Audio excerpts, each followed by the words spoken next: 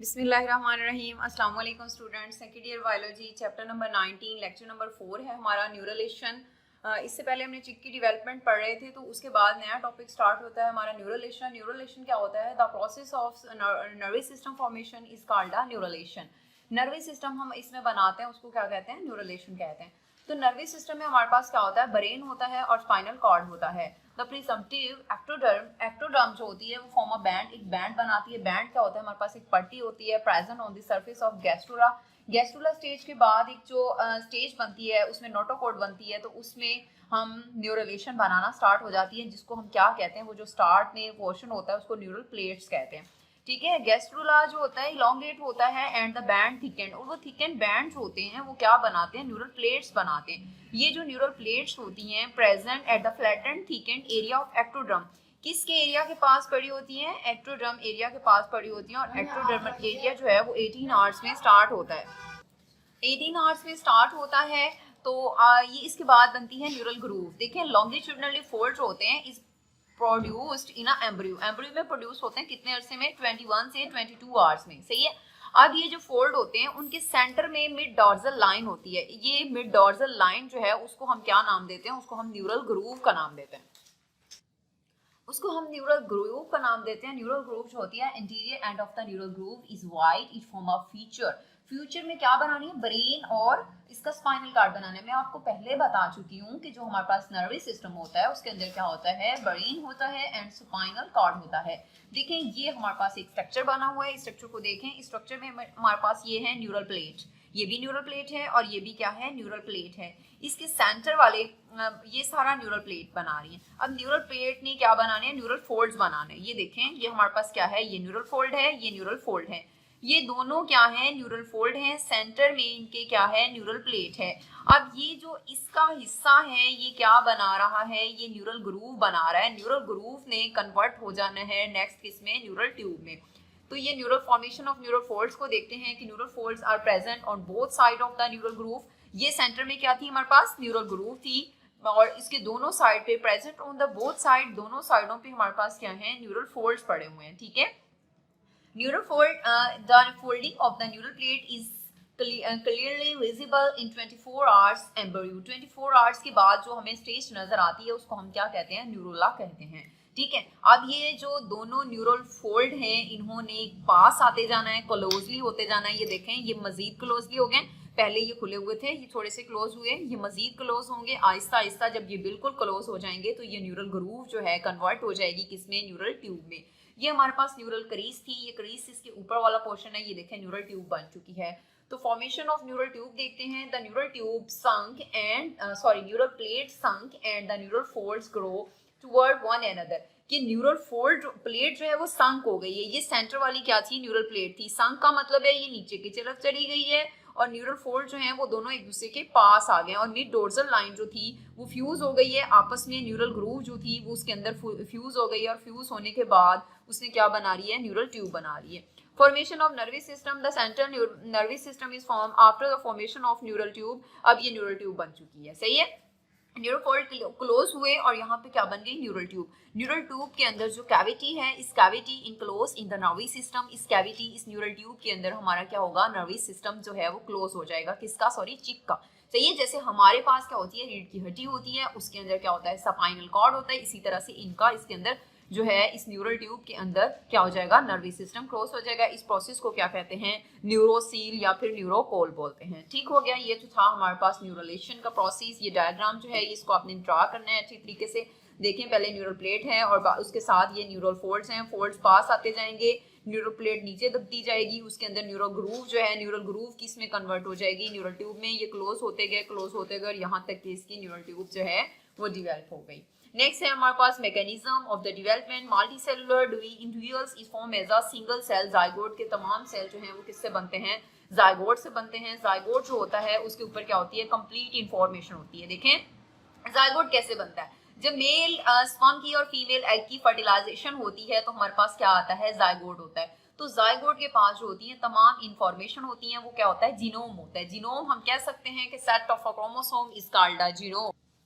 Ji. Chromosome from egg and sperm कि the zygote divide into many cells during cleavage. अब ये जो zygote है ये डिवाइड होता है क्लीवेज के दौरान। Each cell full set of chromosome and complete information from parent. Parent की तरफ से जितनी भी इंफॉर्मेशन आती है जाइगोट के पास होती है, जितनी भी इसकी क्लीवेज हो जाए।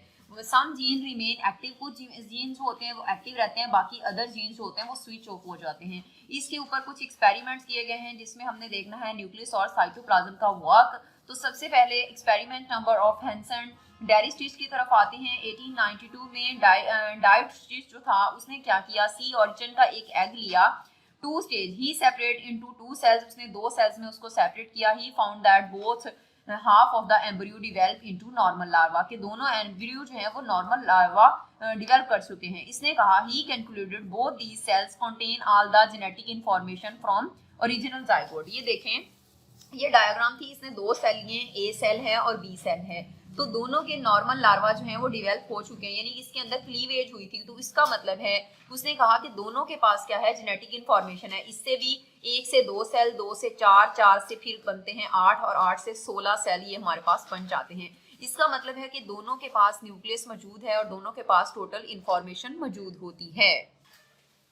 फर्स्ट एक्सपेरिमेंट ऑफ द सैपिमन, जो पहला एक्सपेरिमेंट था सैपिमन साइंटिस्ट ने किया है। उसने कहा है Spemann took salamander zygote, he divide the zygote in 2 equal halves with the help of minute legume of the human hair, के ह्यूमन हेयर का। अब इसने ना एक जाइगोट लिया, देखें ये था न्यूक्लियस, उसने उसको ना इंसानी बाल के साथ बांध दिया, अच्छी तरह से बांध दिया। अब बांधने के बाद क्या हुआ कि न्यूक्लियस जो था वो एक हिस्से में न्यूक्लियस था जबकि दूसरे हिस्से में न्यूक्लियस नहीं था। Nucleus was present in one half but the other half had no nucleus, के एक हिस्से में न्यूक्लियस था दूसरे में न्यूक्लियस नहीं था। डेवलपमेंट स्टार्टेड हो गई। Cleavage was complete in the half containing nucleus, कि क्लीवेज उसके अंदर हुई जिसके अंदर क्या था, न्यूक्लियस था। But the A nucleated half did not divide, जिसके अंदर ए न्यूक्लिएटेड का मतलब जिसके अंदर न्यूक्लियस नहीं था और वो डिवाइड नहीं हुआ। जो न्यूक्लियस वाला पोर्शन था वो साइड रीच 16 सेल स्टेज, कि मतलब ये कि उसने एक न्यूक्लियस लिया, एक मतलब सेल लिया, उसको ना इंसानी बाल से अच्छी तरह टाई कर दिया, ठीक है। अब बांधने से ये हुआ कि एक हिस्से में न्यूक्लियस चला गया, दूसरे हिस्से में न्यूक्लियस नहीं गया। तो जिस हिस्से में न्यूक्लियस था उसके अंदर क्या हुई, क्लीवेज स्टार्ट हुई, उससे 2 से 4, 4 से 6, सॉरी 4 से 8 और 8 से फिर कितने 16 सेल स्टेज तक चली गई। जबकि जो ए न्यूक्लिएटेड पोर्शन था वो वाला पोर्शन जिसके अंदर न्यूक्लियस मौजूद नहीं था वो डिवाइड नहीं हुआ, ए न्यूक्लिएटेड। सही हो गया।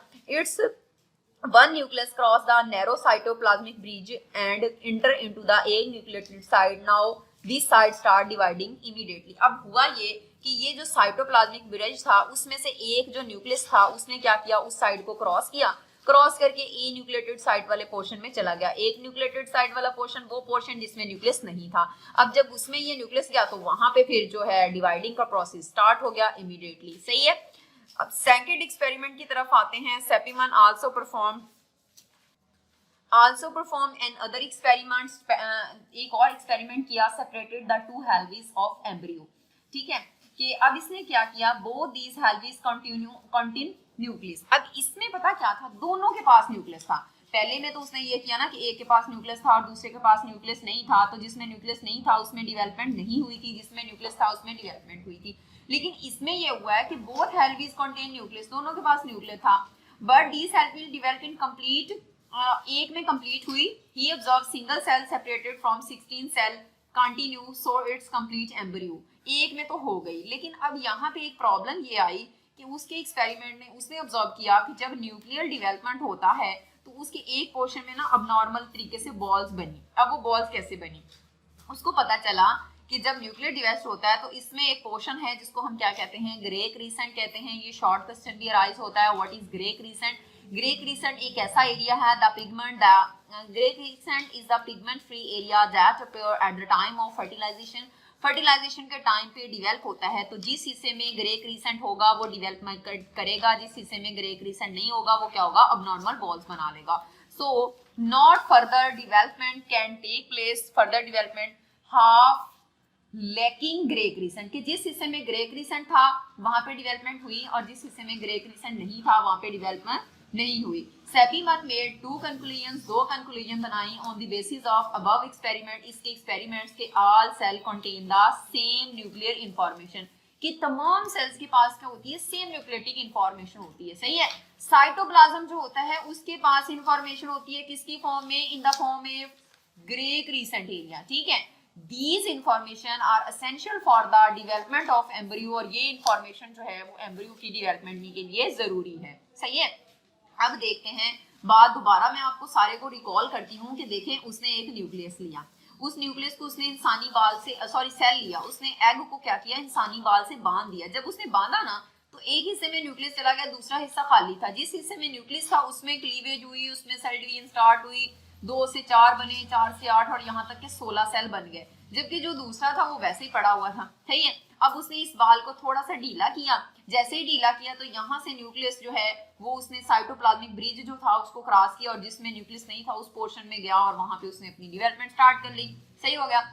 यहाँ से उसे पता चला कि न्यूक्लियस होगा तो डेवलपमेंट होगी, न्यूक्लियस नहीं होगा तो डेवलपमेंट नहीं होगी।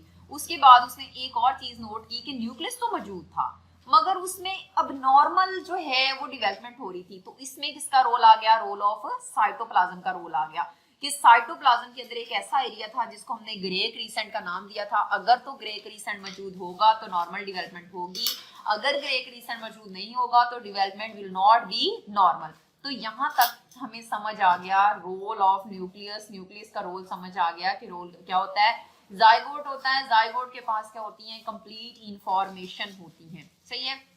आगे एक छोटा सा है mechanism of differentiation, the cell undergo differentiate by 2 ways and then form a particular determined molecules during cleavage cytoplasmic segregation of determined take place के ड्यूरिंग क्लीवेज के दरमियान हमें साइटोप्लाज्मिक का सेग्रीगेशन का भी ख्याल रखना है, क्योंकि जो ग्रे क्रीसेंट एरिया था अब वो न्यूक्लियस में नहीं था, वो किस में था, वो साइटोप्लाज्म में था। तो साइटोप्लाज्म होगा, ग्रे क्रीसेंट एरिया होगा, देन डेवलपमेंट होगी और अदरवाइज नहीं होगी, सही। इंडक्शन उसने कहा है or interaction with the neighbouring cell take place, इर्द गिर्द के सेल के साथ जो है उसका इंटरएक्शन होना चाहिए। उसकी वजह से क्या होती है कि इंडक्शन हो जाती है। इंडक्शन का प्रोसेस हम नेक्स्ट पढ़ेंगे। तो ये यहाँ तक हमारा था, प्रोसेस कंप्लीट हुआ।